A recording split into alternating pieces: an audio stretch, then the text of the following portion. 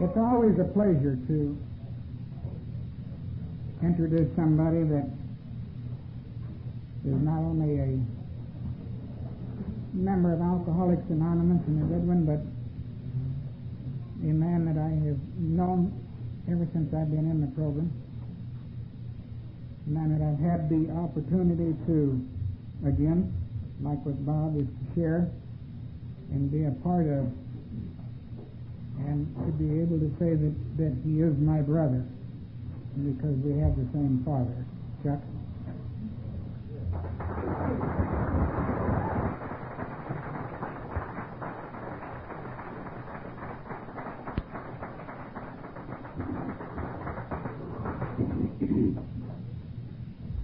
I am Chuck C, and I'm an alcoholic. Hi. Somebody done shook the bushes tonight. I want to thank you all for coming.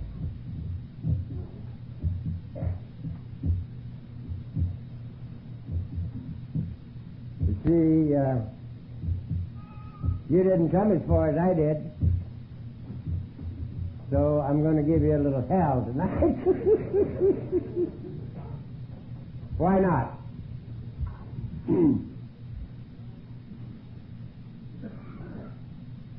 I'm an alcoholic.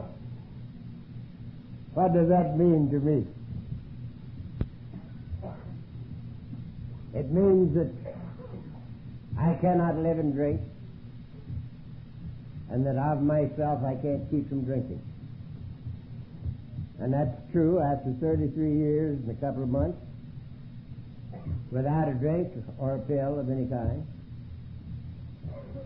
I still, of myself, cannot keep from drinking.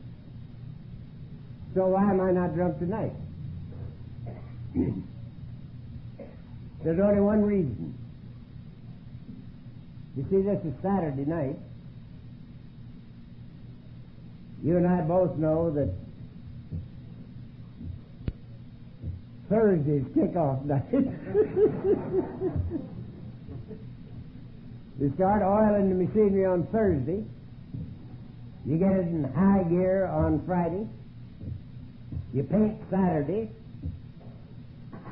And you taper off Sunday so that you can go to work Monday. Now that's in the early days. A little later on you taper off some Sunday so you can go to work some Monday. So why am I not drunk tonight? There's only one reason. They're not two, there's just one. The reason is that I have the thing I was looking for in the bottle. I've got the thing. I'm not fighting me or you or life or God or the devil. I'm at peace with me and with you. And with my very own God. And that's the only reason I'm not drunk. The only reason. If I felt tonight like I felt 35 years ago now, I would be just as drunk as I was then.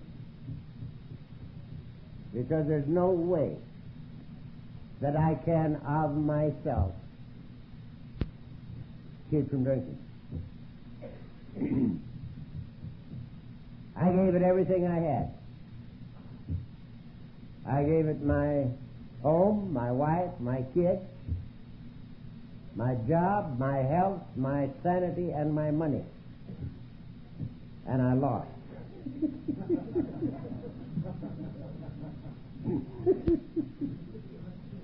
I gave it a good try, though. But I lost. And so I am of the opinion that one of the lines we don't hear quoted too much from our books is one of the greatest lines in the book. It says we cease to fight anything or anybody. It's one of the greatest lines in our book. We cease to fight anything or anybody. This happens to be a problem that is solved when we give up the necessity to solve it of ourselves. Because we can't do it. When I got here, something over 33 years ago, most of us thought that if we hadn't had a drink today, we were sober. There was much talk in those days about putting the plug in the jug. Put a plug in the jug. If you haven't had a drink today, you're sober. Nearly all of us think now that sobriety is built on not drinking today. But that's merely the foundation. That's just the foundation. Sobriety is physical, mental, emotional, spiritual. And it's built on not drinking.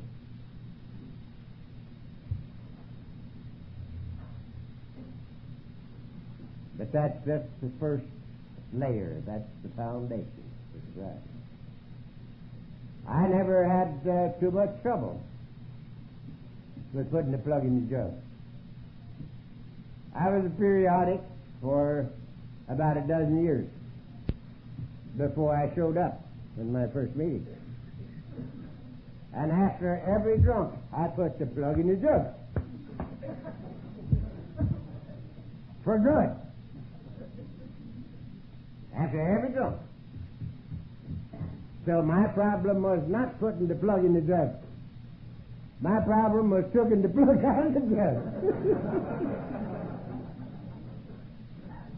And I took the plug out of the jug for a dozen years when I was trying to prove that I could drink like other people. And I had to go through the gates of insanity and death before I got here. I have to laugh. Years ago I was talking in Torrance, and there was a Scotchman with a patch over his eye that did the 10 minutes. And he said 3 or 4 times in that 10 minutes, I am sober by choice. I am a member of Alcoholics Anonymous by choice. And when I got up, I said, I'm sure glad old Scotty is sober by choice and a member of Alcoholics Anonymous by choice, because I'm not. As long as I had the power of choice, my choice was never to come here.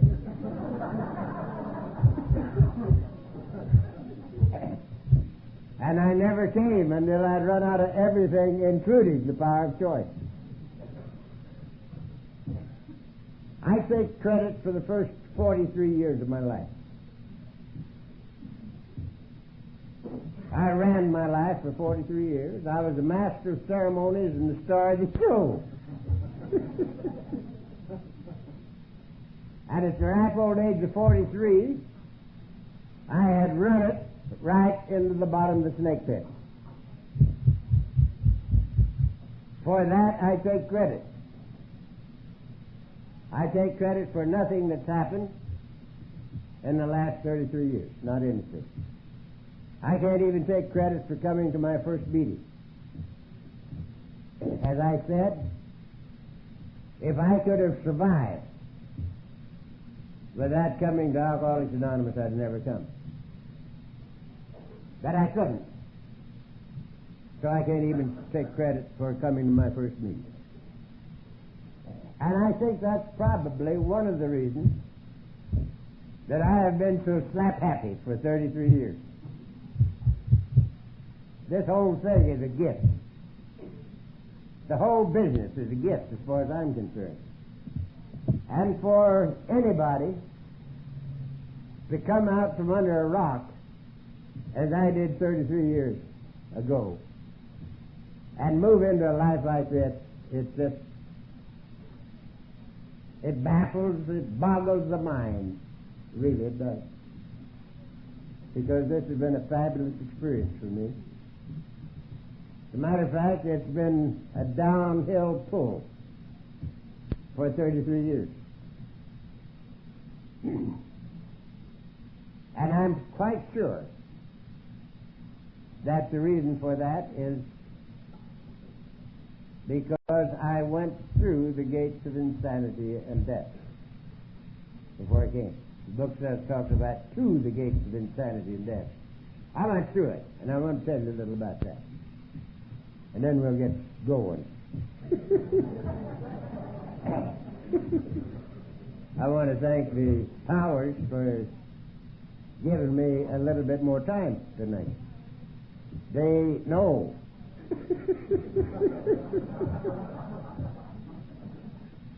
Down in my part of the country, they say, what comes after Old Trustee? And they say, Tuesday.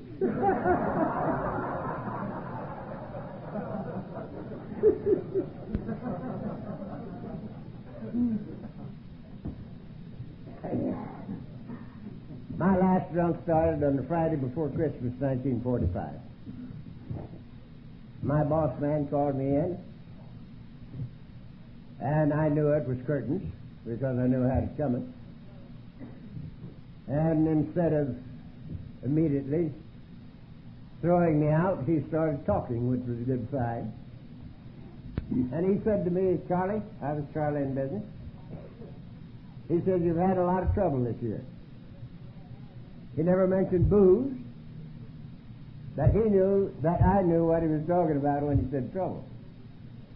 And being a non-alcoholic, he had it all figured out. He says, I think I know the reason for your trouble. I think it's because of the pressure you're under. Now, says he, I'm going to take a little of the pressure off of you, and maybe next year you won't have so much pressure and you won't have so much trouble. And instead of shooting me, as he had every right to do, he gave me $3,000 for a Christmas present to take the pressure off of me.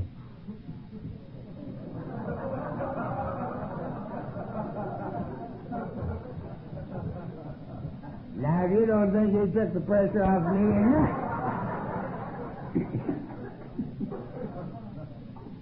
there's one thing worse for an alcoholic than bad fortune, and that's good fortune. So I got drunk on the way home. Now, this is unheard of, because I was a periodic for the last dozen years. And periodics don't get drunk on the way home. Periodics never taper off. We taper on. We have a regular routine. We drink until we can't get it down and can't get it up and can't live and can't die. And then we have to quit. And in my day, there wasn't any ways to quit easy. There wasn't a hospital in Southern California that'd take a drunk. The only way that any doctor could get you into a hospital was to lie about your condition. They didn't take alcoholics. There wasn't a 12-step house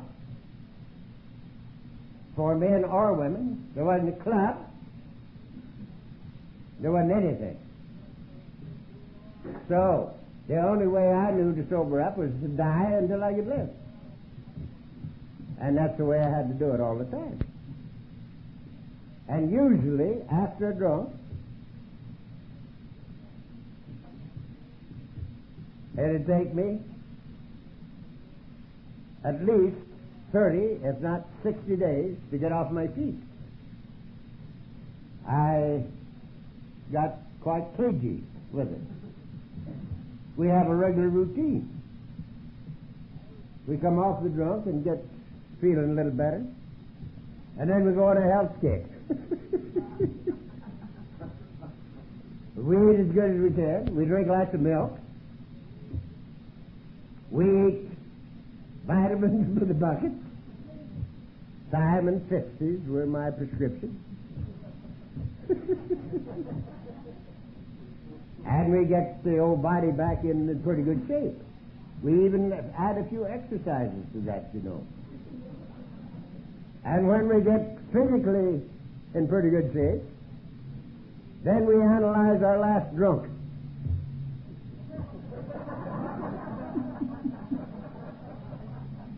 And and we see where we made our mistake.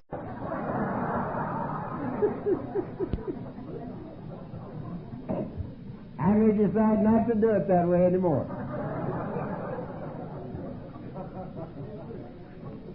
And then we start sampling and sample our way right on back to bed. So it's strange because I got drunk on the way home my last time out. I remember nothing from the Friday before Christmas 1945 till sometime after the middle of January 1946.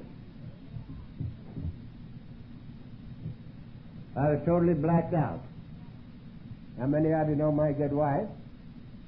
If she was telling this story, she would tell you that I was flat on my back drinking the clock around in bed. And she'd also tell you that I emptied 7 quarts of whiskey every 3 days. Now, mind you, I don't say that. I don't know. I wasn't there.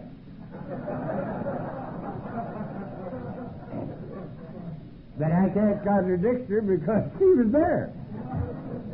And furthermore, I don't think that 7 quarts is too much for 3 days. If you just do it 3 days. But if you do it for 5 weeks, it's either too much or it's just enough. And in my case, it was just enough. Just enough. I came to sometime after the middle of January 46 with the clearest head I've ever known in my entire lifetime, up to and including right now.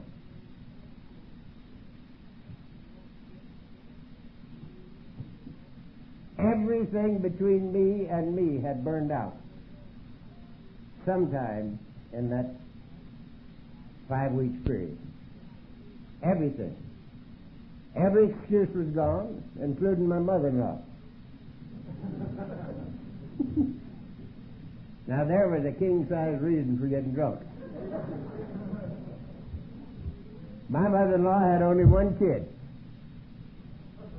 and I was married to her. And she was living with us.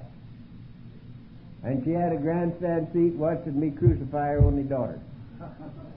And she didn't like me very good. And I didn't like her that good. Because if she hadn't been living with us, I wouldn't have had to crucify her daughter. It was all her fault.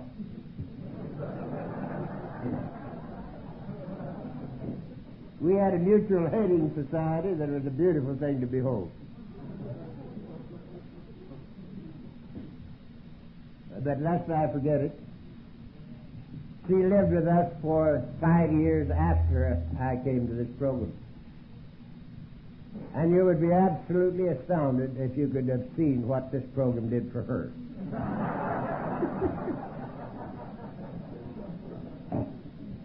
I think if she had come in the last year she lived and found me slapping that only daughter of hers all over the house, she would have said, "Why, Elsa, what have you done?" By that time, I could do no wrong.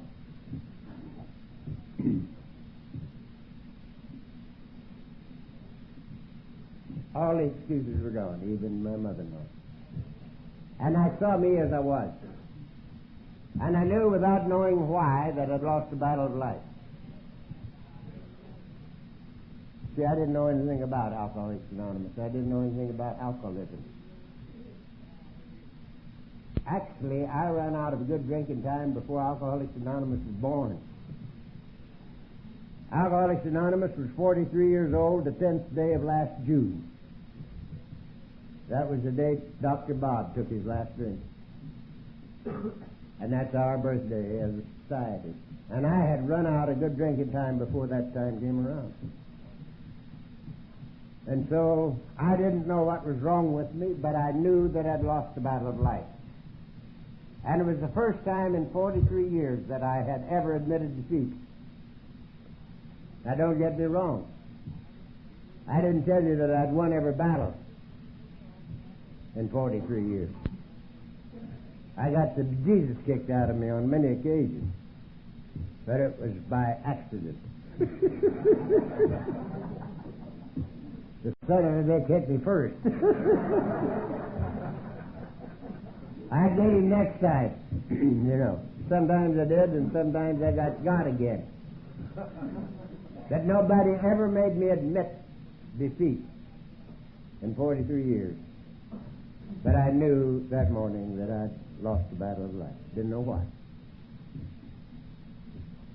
I knew why my wife, after 20 years, was divorcing me. And I might say quickly, without cause.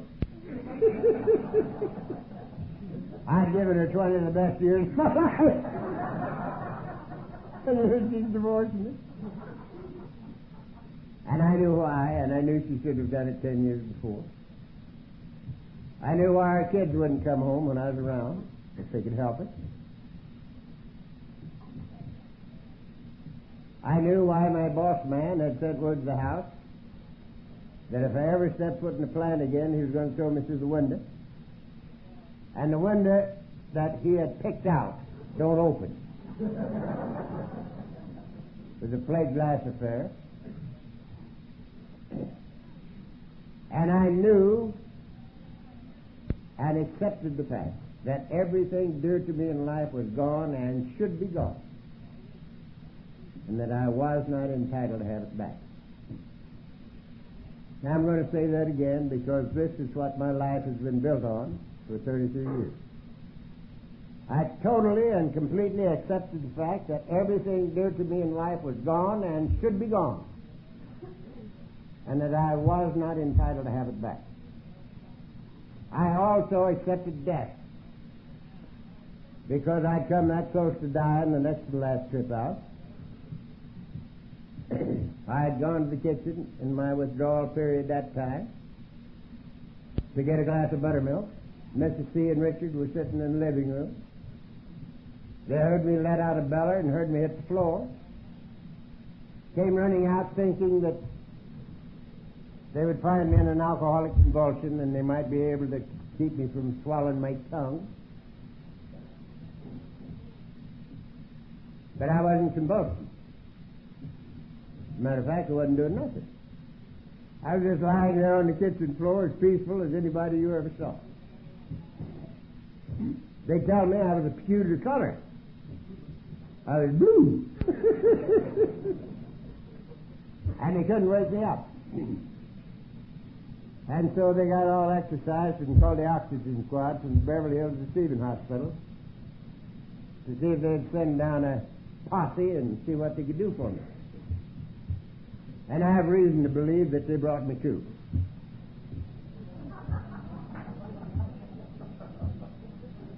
I remember what happened when I came to. There was a young doctor with him, and he said to me, to all intents and purposes, you were dead. He says, we've had a hell of a time bringing you to. It's our opinion that nobody will ever bring you to again under these circumstances. Then he gave me the finest piece of counsel I will ever hear. He looked me right in the eye and he said, if I were you, I wouldn't do that anymore.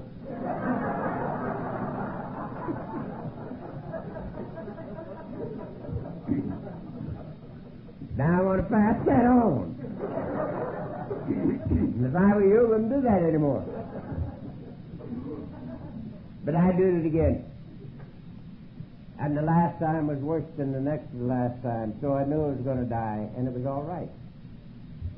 But I didn't want to die with a record. I didn't want Mrs. C. and the kids to remember me as nothing but a tongue-chewing, babbling idiot drunk. Now, there are people in this room that have lived with guys like me. And you have known that we didn't love you. I bet you Mrs. C. said to me 500 times, Chuck, if you loved it, you wouldn't do these things. And how could I tell her it was because I loved them that I did? You can't sell that bill of goods. During all this time, my bed was just that far from hers. And it might as well have been in Siberia.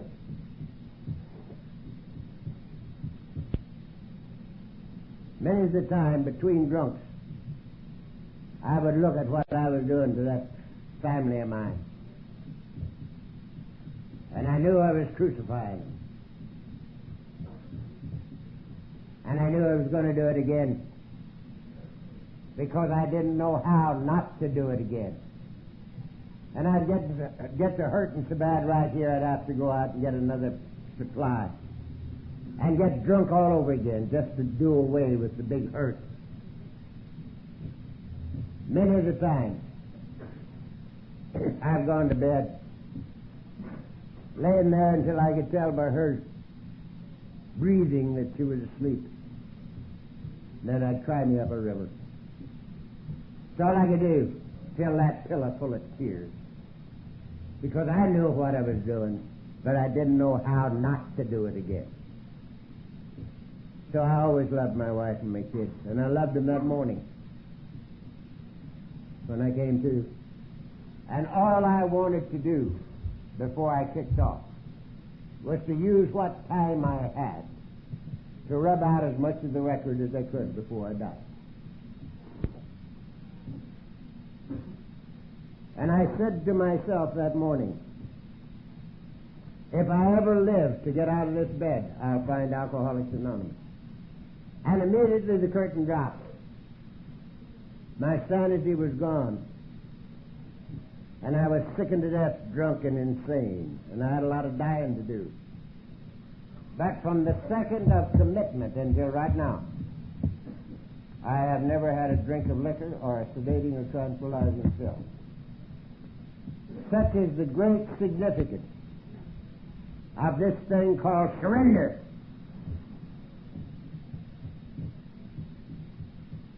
Surrender is victory for the alcoholic. That's why it's so tough for us. Because we are not the people who run around surrendering on every street corner. We were not born to surrender. We were born to win. And we almost did. I call us the almost people. Almost was I President of the United States. But I got just a little bit alcoholic. And that's all, brother.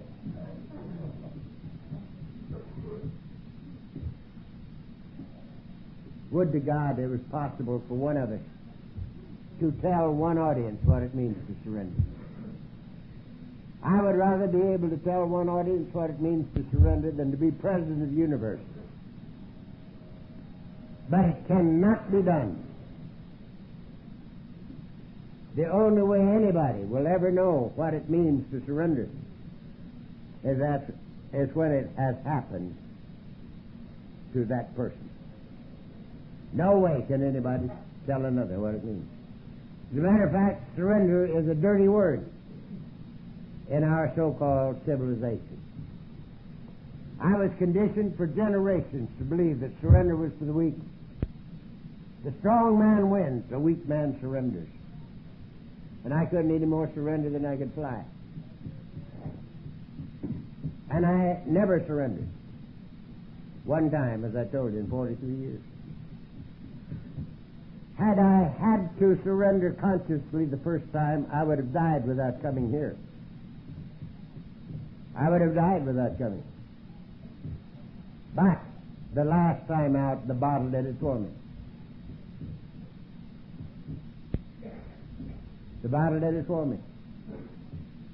All I did to bring it about was drink the whiskey. And the whiskey did the rest. Everything between me and me burned out. The greatest single event that ever happened in my 76 years of life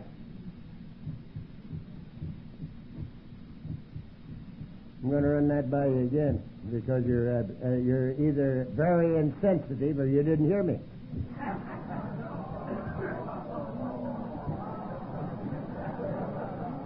Now, when I say that again, I want every one of you to say, no. The greatest single event that has ever happened to me in 76 years of life. Better. That's better.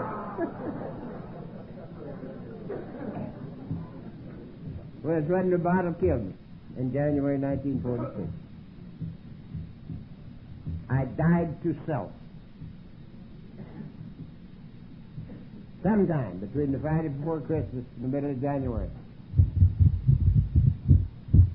And I thank God for hell. I thank God for hell because it's the only way I could ever gotten here. No way could I have gotten here but the way I did. Because I could not fulfill the first condition, which is to get out of my own way. And the bottle did it for me. I got to the program surrendered. Now, if you don't get to the program surrendered, it's not that big a deal.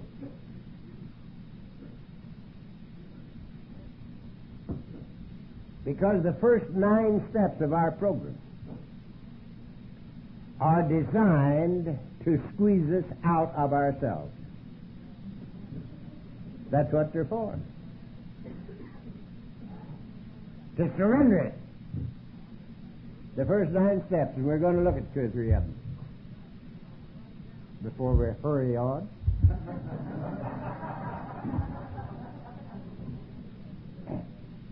There are 2 conditions before step 1 that are fantastic. One of them you heard read in chapter 3. It's the first line of the second paragraph of chapter 3. And it says, we learned that we had to fully concede to our innermost self that we were alcoholics. This is the first step in recovery. Clear back the first line in the second paragraph of chapter 3. When our program of recovery is in chapter 5. Why is that clear over there in chapter 3? I think it's because if we be alcoholic, we are caught in a trap we cannot spring. We have to have help. And we can't get help until we recognize the need for it. God Himself can't help us until we'll allow it. So, we learned that we had to fully concede to our innermost selves that we were alcoholics. This is the first step in recovery. That fully concede is not only the admission, but the acceptance of the fact. And there's another condition that comes before step 1. And it says, if you've decided you want what we have and are willing to go to any lengths to get it, then you're ready to take certain steps. Any length puts sobriety top man on the totem pole. And I am one who believes that unless and or until sobriety comes first, we cannot have it. And unless it remains first, we cannot keep it. Because otherwise, we will not do the things that are necessary to obtain and maintain it. We won't do it. I don't believe that any man or any woman, alcoholic, can walk up to step 1 and take it without a little preparation.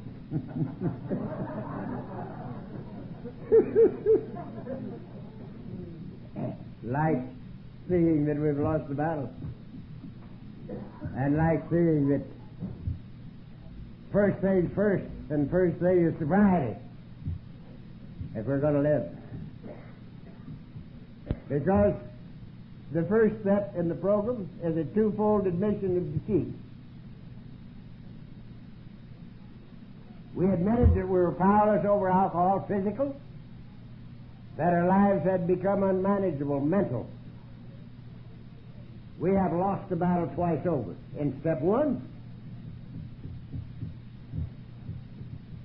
now nobody's going to take that if they can duck it. And survive. And as tough as it is, the second one is twice as tough. Because the second one is a second-hand admission that we're insane. Number one, we've lost the battle twice over. Number two, we're nuts. That's pretty fast going for an alky, isn't it? It reads, we came to believe that a power greater than ourselves could restore us to sanity. Now I submit to you that there's an implication here. Sane people don't need to be restored to sanity. If we need to be restored to sanity, we're not. So number one, we lost the battle of life. Number two, we're nuts. And number three is worse than both of them. There's nothing you and I are going to have to do in life, unless it's step 5, that is worse than step 3.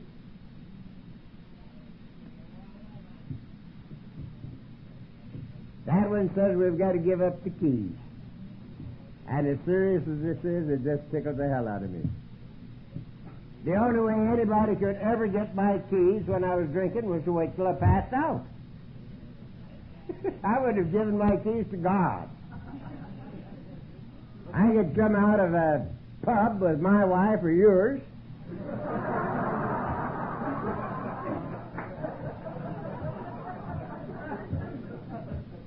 3 o'clock in the morning. And she'd say, honey, give me the keys, I'll drive. You'd say, whose car?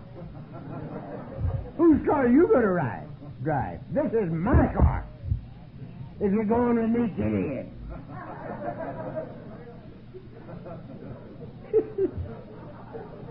You might be there daylight. You ain't gone no place, but you still got the keys.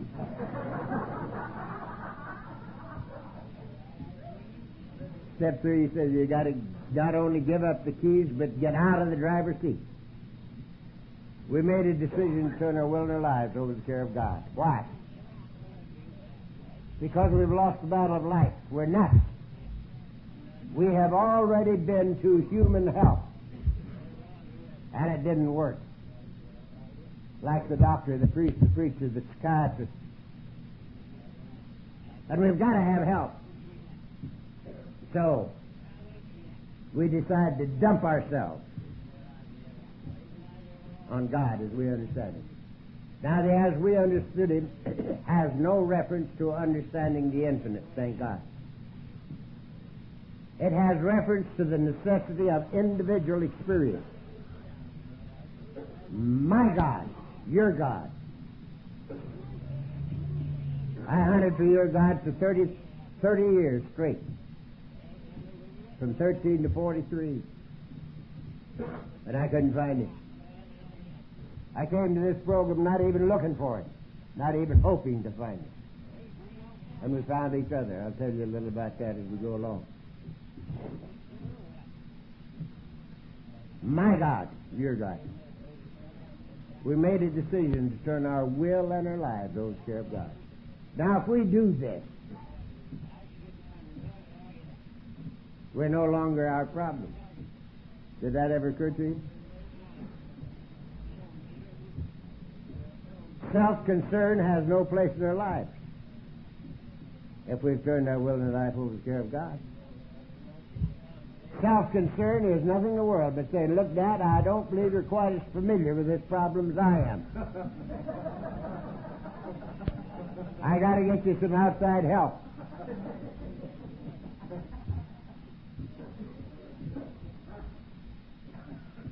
The Librium, maybe. Down in my country, the doctors mostly think that alcoholism is caused by a Librium deficiency.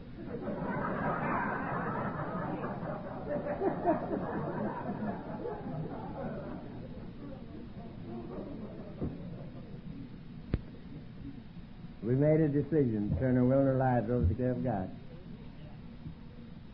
When we do that, really, we enter a new dimension of life. An infinite father, an infinite child, and an infinite journey. Fantastic. Fantastic. Now, those 3 steps are decisions. The next 2 are actions. We made a searching and fearless moral inventory of ourselves. That means we get a thick pad and a long pencil and we start writing. The book says we write it. Suggests that we write it. Because we're a little bit more liable to be honest. Because it takes a little bit longer to write it than it does to think it, doesn't it? But, in my way of thinking, it doesn't mean that we have to write down every lie we ever told. Every time we turned left when we should have turned right. Everything we ever stole. Every time we ever got drunk. Or every time we woke up in the wrong bed. I don't think that's the intent. The intent is a moral inventory. We're supposed to write enough to show us what has motivated us up until now. What has motivated us up until now. And the main thing to write is the thing you've determined you'll never tell anybody, God or the devil or anybody else. That's the thing that needs to be put down more than anything else. It's a moral inventory. What has been my motivation up until now? And we write it down. And then we share it. We share it with ourselves, with God, and another human being. Now, sharing it with me and God is pretty simple. I can hide out behind the house and do that. And nobody knows but me and God. But there's another human being stuck in there. Some person is going to be walking the street knowing what's inside of me. Now that's in there for a purpose. And that's to surrender the depth. You got to tell this to another human being. Now, in my way of thinking, this is what I do with my people. I think it's a very serious deal, this sharing the inventory. And I think it should be done very carefully. So I tell my people who are Catholic to find a Catholic priest who is also a recovering member of Alcoholics Anonymous. To take the 5th step with. If he's not a Catholic, get a minister who is also a recovering member of Alcoholics Anonymous. I think it's very necessary.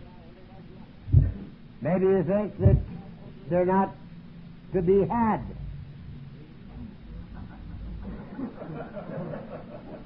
I tell you, the woods is full of them.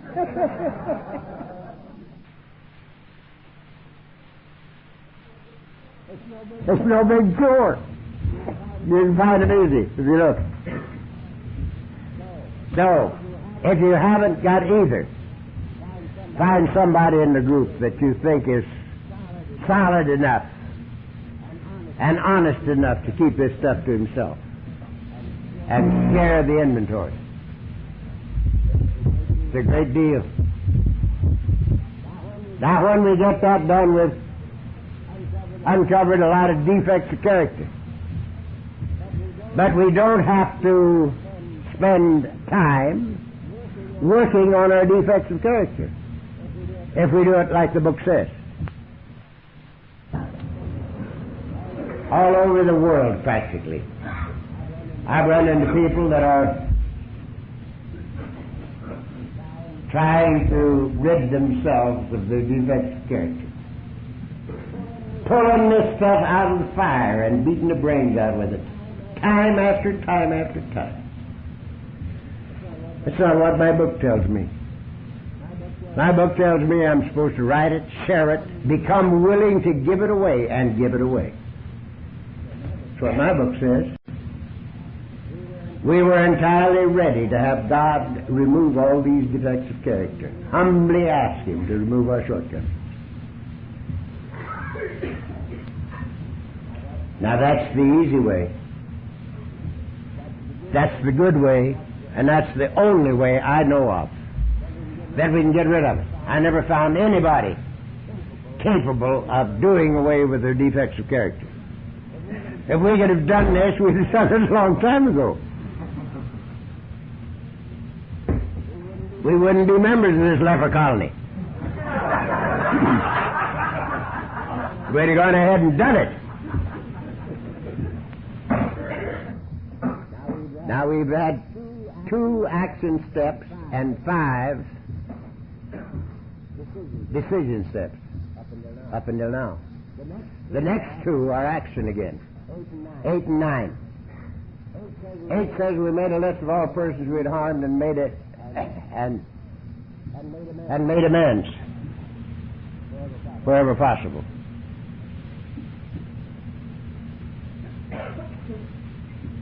Except one to do so would injure them or others.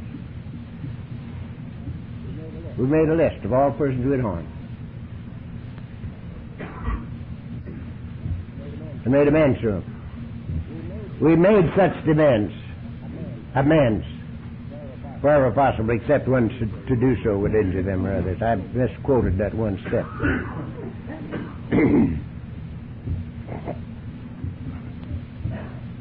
These are 2 of the most immediately rewarding steps in the whole program. The most immediately rewarding steps in the whole program. If you haven't done them, get them done. The weight of the world goes off your back. I'll tell you a little story. A dozen years ago, a fellow called me on a Friday night from Whittier. He says, "Chuck, I'm sitting here with my 6-gun in my hand, and I'm going to blow my brains out. But Jim told me not to shoot myself until I talk to you. Now," says he, "what have you got to say?" And I says, "Well, you called me on a bad night."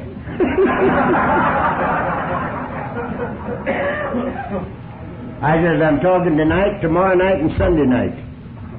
But Monday night's open. Now, if you want to see me come down Monday night, and if you don't, go ahead and blow your brains out." And he hung up. But at 7:30 Monday evening, the doorbell rang. And here's my boy. And at 2:30 the next morning, we're right where we are now. Made a list of all persons we had harmed and became willing to make amends to them all. I got it right that time. Made direct amends to such people wherever possible, except when to do so would injure them or others.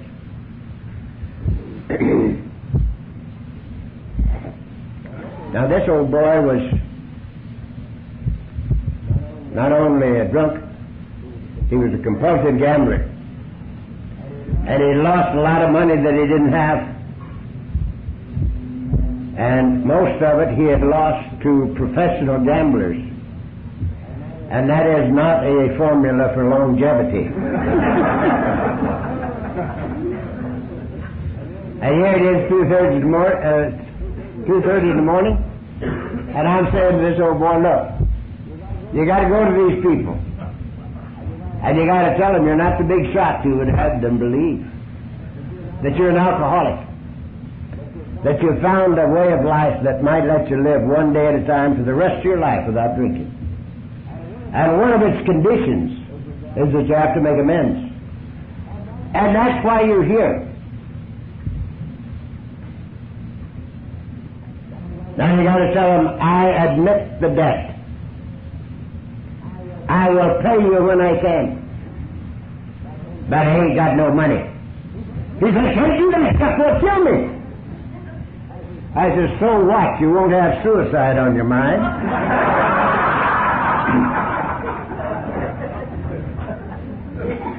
And the old boy started laughing. And he has never quit. He left that hill laughing all the way down the hill till he was out of hearing. He was laughing. And he's still laughing. And he did just exactly that, and nobody killed him.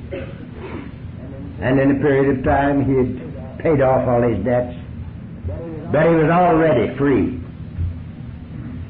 If you haven't done 8 and 9, do it. Now that's 9 steps, and if we have done them honestly for sobriety only, we are now surrendered. We are now surrendered. We've been squeezed right out of ourselves. If we've done it for sobriety only, I think our problems are that we have conditions on sobriety. Conditions. We want to get our husbands back, or our wives back, or the love of our kids back, or our jobs back, or our health back, or get the law off our backs.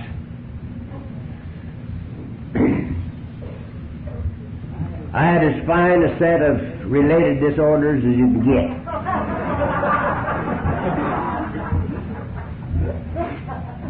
There's no better than I have.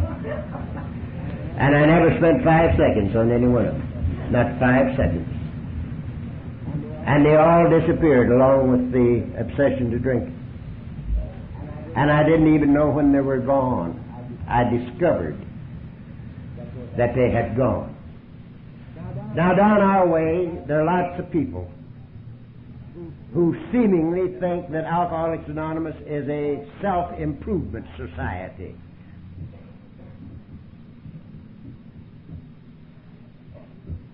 Particularly amongst the young. Down our place, they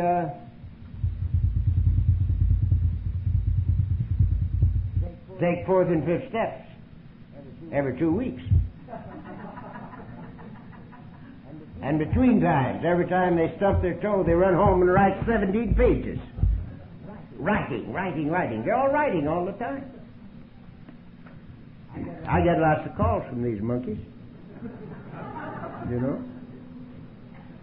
And most of the time, they're either just getting into or just getting out of a very meaningful relationship.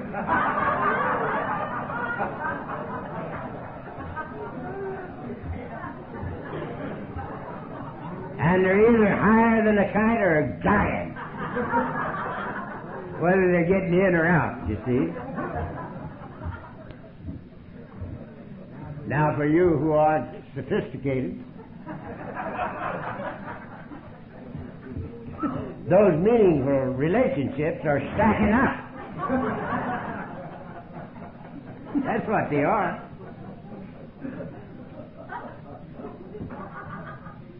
And they don't get very much sympathy from me. I seem to think that love includes possession, but not the necessity to possess. The necessity to possess is ego. And that's what we're trying to get rid of. And that's what we'll get rid of if we do these first 9 steps for sobriety only. That's the way they were created.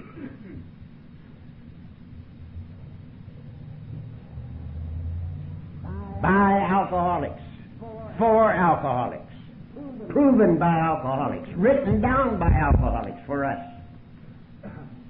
And I am convinced that the 12 steps of the Alcoholics Anonymous program is the finest formula under heaven for obtaining and maintaining sobriety. It has 2 side effects that are fantastic. It is also the formula for the good life and the formula for self-discovery. The formula for self-discovery. It's not a self-improvement deal. It's a self-discovery deal. And when we have done the first 9 steps, we can look deep within ourselves and find us, which includes our relationship with each other and with the living God that made us. Now also, down there and in the grapevine, I hear and read a great deal about you've got to learn to love yourself before you can love anybody else.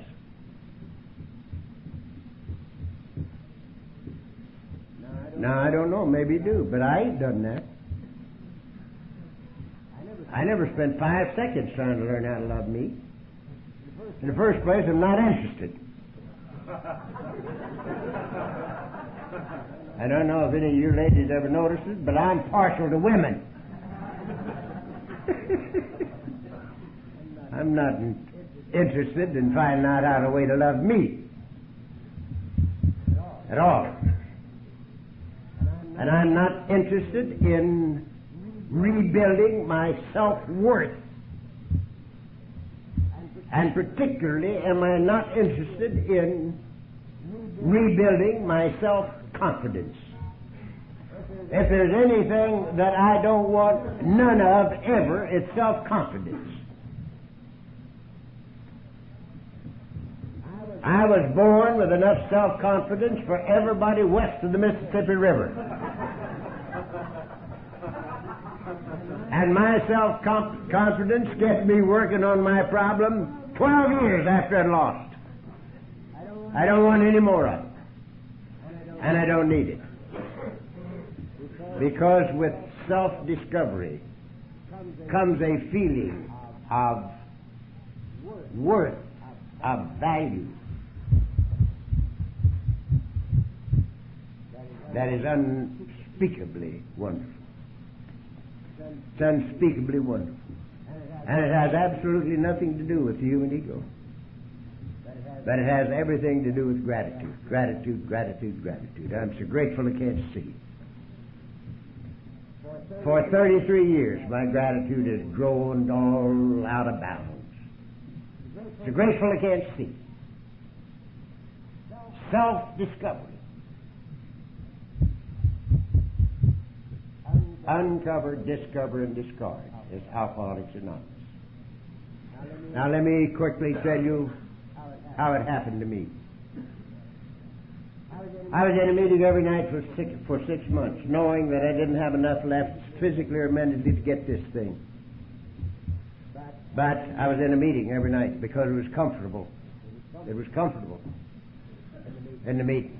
And furthermore, I didn't have any place else to go. That helps, too. So every night of the week, for 6 months, I'm in a meeting. And after 6 months, I discovered that I hadn't had a drink or a pill for 6 months. That was the number one discovery. And it was a beauty. It was great. And I immediately started trying to give this back to drunks, because drunks had given it to me. And another 6 months went by, and I discovered I had a family, and they were living like kittens. Now I want to make a comment on this, because many of you know Mr. C. I had a girlfriend in Beverly in the early days. She was probably 25 years my senior. She was a little bitty thing. Daisy.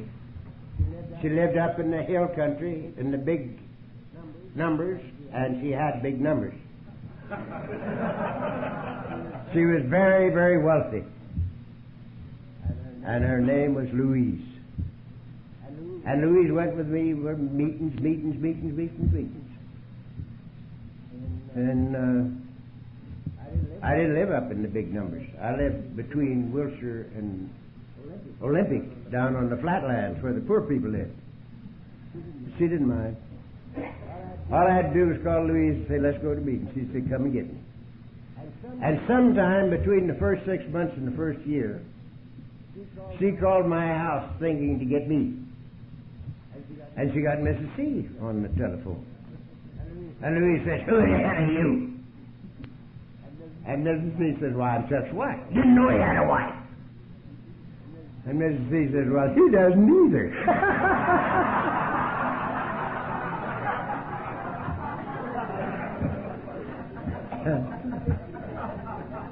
And I didn't. But sometime around the end of the second 6 months, I discovered I had a family, and they were living like kittens. And that weren't bad. Another 6 months went by, and I discovered I was still trying to clean up my desk at the office. The old boy had come in and showed me through the window, but he didn't.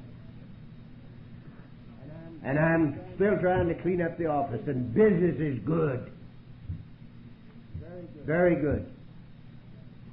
And another year went by, and I discovered that my state of being was better than anything I'd ever known. It was just good to be alive, and still is. And now either 5 or 6 years have gone by. I don't know which. And I discovered I was never alone anymore. I who had walked alone for a lifetime. And I was never alone anymore. I had a God of my very own. And wherever I am, He is. Now this is the great discovery. When we make this discovery, the search is over and life begins. This is what it's all about. Now, for the next few minutes, I want to tell you what I think is the problem and the answer. I'm totally convinced, after living with people like you for 33 years, that the first 2 words of the Lord's Prayer mean what they say. Everything in me, from the top of my longest hair to my toenails, totally accepts the fact that the first 2 words of the Lord's Prayer mean what they say. Our Father God. Now, if God's our Father, we're His kids. And if we're His kids, which we are, you can let your imagination go absolutely crazy. And you can't even get close to the truth of being itself. You can't even get close. What would it be like if this was true? Dream up the best thing that you can think about, and then act as if it were true and prove that it is.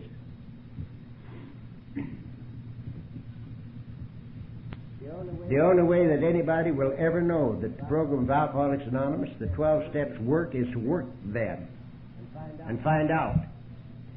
And the only way that anybody will ever know that God is sufficient unto all of our needs is to act like it and prove it. Now, my first 5 or 6 years, I spent trying to rub out a record.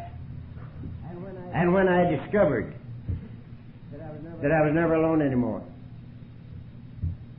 that I had a God of my very own, I immediately was so overwhelmed with gratitude that I started saying to myself, how am I going to show my gratitude? And I was in the woodworking business. I had a factory. And we had some of the best mechanics in the country. And so my first thought was, I'll make him a plaque. That's what I'll do. And I had it half designed in my head, you know. When it hit me, who are you going to give it to?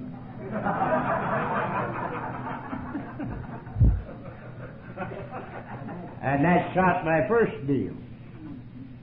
And then I said to myself, well, what am I going to do? Show my gratitude. And I decided I was going to join the Trappist monks. Now, you don't know how funny this is. I'm not even a Catholic. But I knew a lot about the Trappist monks.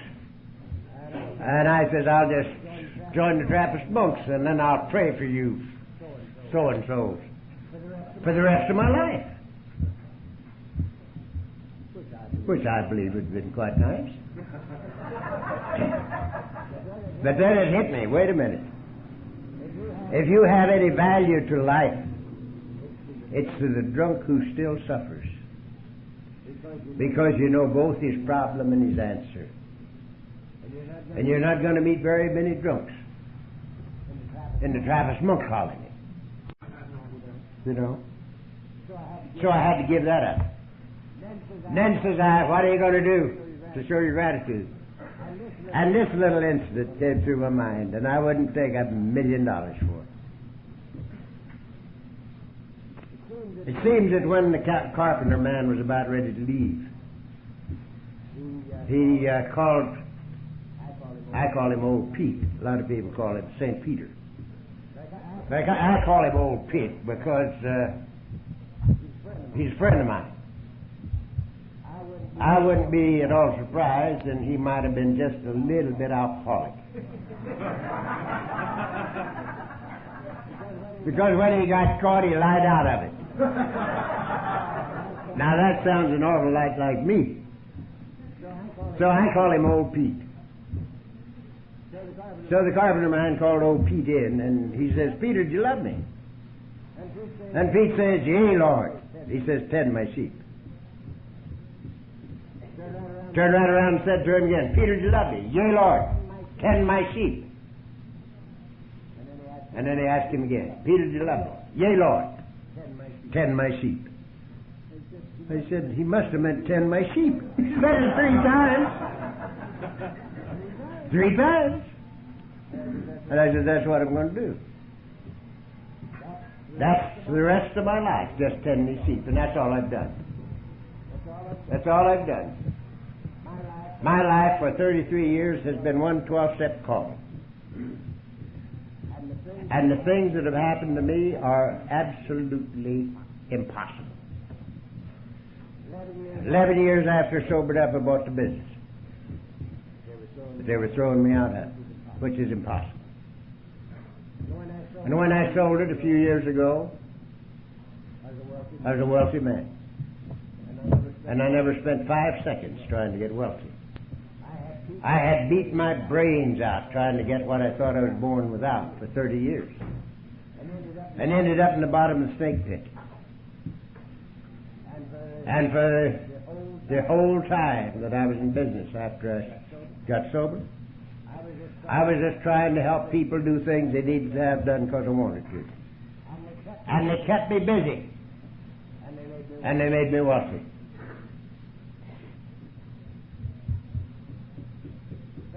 So if every authority on the face of the earth said this was a getting life, I would laugh out loud. It is not a getting life. It never was a getting life. It has forever been a giving life. And the more we pour out without a price tag on it, the more we have. And nobody will ever know that till they do it. You have to do it.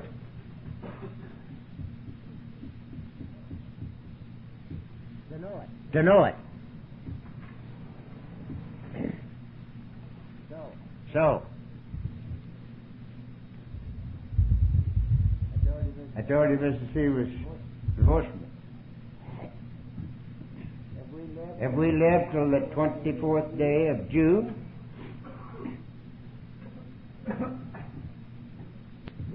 we will have 54 years in double harness. With 1 year out for bad behavior on my part.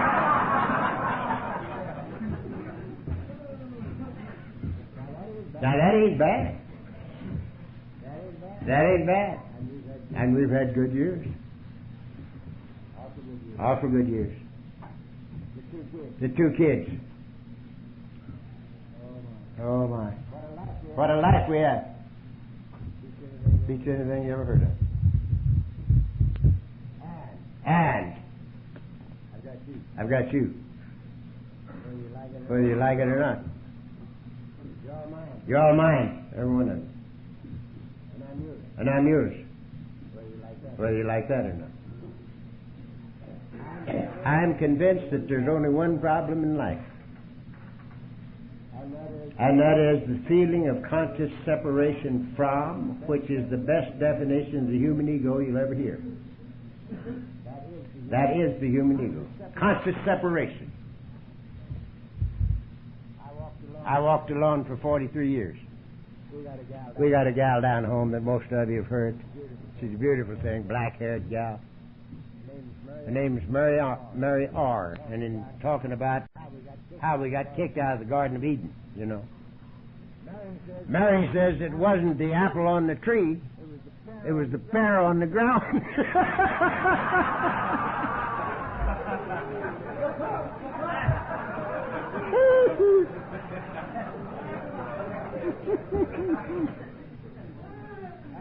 I think that's terrific. That it wasn't even the pear on the ground. We hated the fruit of the tree of the knowledge of good and evil, which is duality. And before the Bibles were ever written, the ancients were saying, if you would enter the state known as bliss, you must first do away with pairs of opposites. Duality is the problem, and unity is the answer.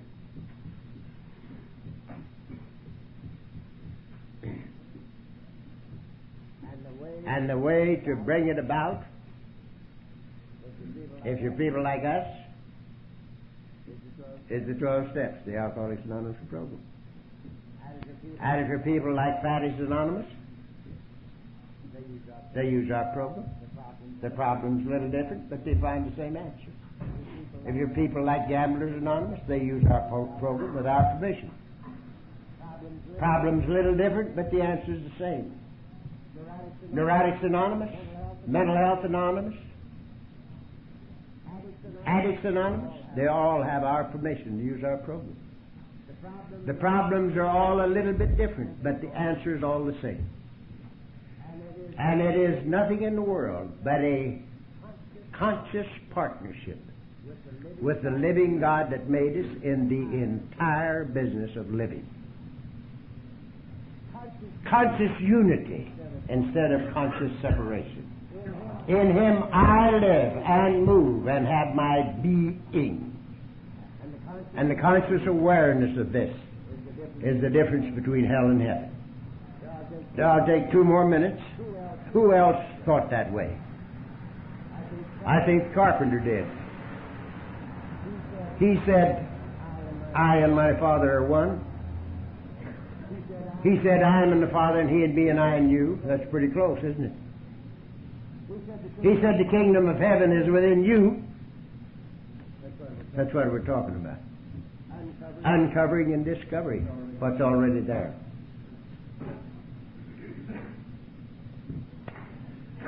There's a Dominican priest in Germany a lot of years ago. He said, you have heard that nature abhors a vacuum. I tell you that God abhors a vacuum. Can't abide a vacuum any place under heaven, however small. Now, says he, all you got to do is to get empty of self. Surrender. And automatically, you're full of God. Automatically. That comes nearer of explaining what happened to me in January 46 than anything else I've ever heard. Same thing we're talking about. Get empty of self. Surrender. And automatically, you're full of God. Who else? I'll quote one more. This one's a saint. We're going to go up the scales here a little bit now. This one is a saint. And if you're Irish, his name is Saint Augustine. If you're like me, it's Saint Augustine. Now, Saint Augustine was a naughty boy. He's very naughty. He had a strong weakness for alcohol. And a very strong weakness for women, which I can rather identify with. And he was a bad boy. And his mother was praying for him for 40 years. And he'd go by her, he'd say, honey, keep praying. Some of these days it might take. And one day it did. And St. Augustine got on the beat. And according to the authorities in the Catholic Church, for 1,000 years since the birth of Jesus, he has been the authority on Christianity in the Catholic Church. St. Augustine. And here's what he said about it, and it does me in. St. Augustine says, "Too late have I loved thee, O thou beauty of ancient days, yet ever new. Too late have I loved thee, and behold, thou wert within, and I abroad. And there I searched for thee, deformed eye, plunging amidst the fair forms which thou hast made. Thou wert with me, but I was not with thee." Don't that kill you? Don't that kill you? Now, with this I quit. In my last years, when I finally got home and got the car in the garage, if I did, I would not be allowed to get the car out until I was sober. By that time, I had one son as big as I was, and he was a bird dog. And there was no way I could get that car out of the garage. And sometimes I would run out of medicine. And as often as not, it would be after hours. But if you're out of medicine, you're out of medicine. So I'd have to get about a bit.